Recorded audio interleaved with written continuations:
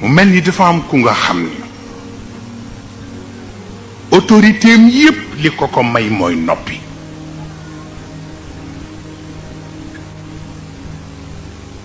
ku noppi di nga ko bàyyi xel ku wax di nga ko bàyyi xel li ko ko may mooy noppi. moo tax laa yantiq illa bi sumt. ak ku nga xam ni du noppi abadan ci coow la dëkk ndax kàddu moo koy wodd.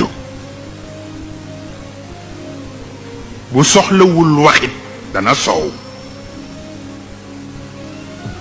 kooku nañ ko bàyyee mu soow waaye na bàyyi xel ni bés nga ca ëllëg bu ko kenn waxul noppi dana noppil boppam. ak ku sañul noppi te fas yéenewul bokk ci coowkat yi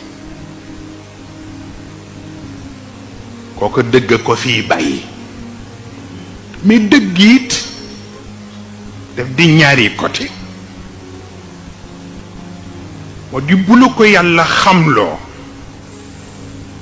na nga respecté décalage bi. du foo gisee dëgg rekk ñépp gis nañ ko.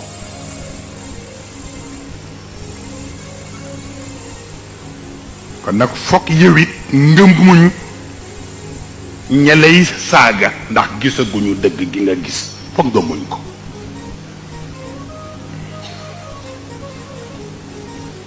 bu ñaareel bi mooy li alquran ñaan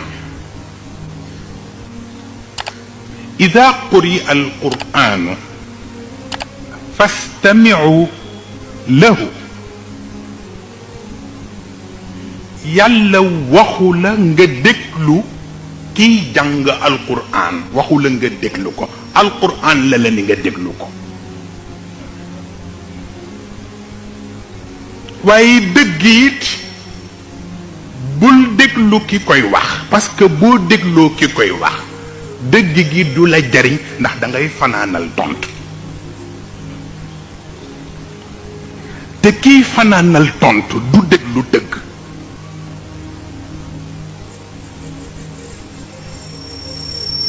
moo tax bu la nit neexee bu la nit naqaree buy wax dëgg bul ko déglu moom déglul dëgg ga.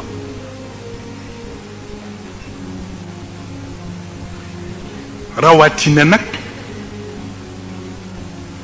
dama ko wax sunu kilifa gi ñu sopp ñun ñépp muy Cheikh Ahmed Tijani.